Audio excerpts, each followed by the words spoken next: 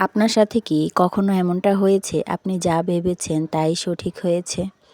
আমার সাথে তো এমন বহুবার হয়েছে। যাক আলহামদুলিল্লাহ, এটা মনে হয় আল্লাহর একটা কুদরত। জানেন, আমি এই জীবনে যতজনের জন্য যত কিছু করার চেষ্টা করেছি, কখনো মনে হিংসে রেখে করার চেষ্টা করি না। ভাই, এই দুনিয়ায় আমরা বাঁচবো কয়দিন বলেন? যদি আমরা এরকম হিংসা নিয়ে চলি তাহলে দুনিয়াতে বেঁচে থাকার চাইতে মরে যাওয়া ভালো। কারণ ক্ষণিকের দুনিয়ায় হিংসাটা মানুষকে ধ্বংস ছাড়া আর কিছুই দিতে পারে না। যাক, আমার পিছনে আমার অনেক শত্রু আছে, অনেক হিংসুটে আছে। আমার চলায় দোষ, আমার খাওয়ায় দোষ, আমার উঠায় দোষ, আমার বসায় দোষ, জানি না তাদের ক্ষেতের আইলটা আমি কেটে দিই নি কেন তারা আমার সাথে এই শত্রুতামি করে। যাই হোক, অনেক কথা বলে ফেললাম। সকাল সকাল মনটা অনেক ভার হয়েছিল, যেটা আপনাদের সাথে একটু শেয়ার করার চেষ্টা করেছি। সম্পূর্ণ কথা না হয় নাহি বললাম।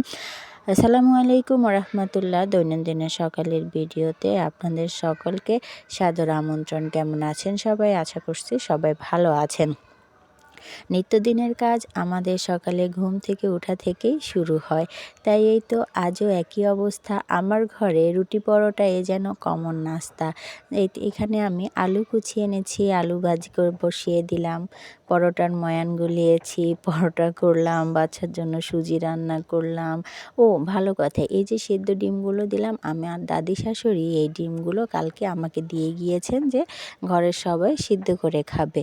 ডিমগুলো এত ছোট, আমি দাদিকে মজা করে বললাম, দাদি মুরগি মনে হয় ডিমটা পাড়তে একটু বেশি কষ্ট হয়ে গেছিল, তাই না? দাদি হাসে। দাদি আমাকে বলে, বদমাইশ তোর কথা। তা আমি বললাম যে ডিম এত ছোট কেন? কোয়েল পাখির ডিমও তো আর একটু বড়। এই আসলে এরকম দাদি শাশুড়ি নানি শাশুড়ি থাকলে তাদের সাথে মজা করে কথা বলতে অনেক ভালো লাগে। কার কার কাছে এমন লাগে? যাই হোক, সকালটা সবার কেমন কাটলো? আমি তো ভাই হুলস্থুল ব্যস্ত, যেহেতু আজ শুক্রবার। আর হ্যাঁ, বাচ্চাদের তো পরীক্ষা শেষ, মোটামুটি এখন একটু রিল্যাক্সে আছে। তাই একটু ধীরভাবে ঘুম থেকে উঠে সকলের জন্য নাস্তা তৈরি করি। শুধু আমি না, আমার বাচ্চাদের স্কুল বন্ধ হলে আমার পরিবারে আমার শ্বশুর শাশুড়ি কেমন যেন একটু রিল্যাক্সে থাকে। সবাই একটু গড়িমসি করে ঘুম থেকে উঠবে। আমাদের ঘুম থেকে উঠতে 8:30 9টা বেজে যায়।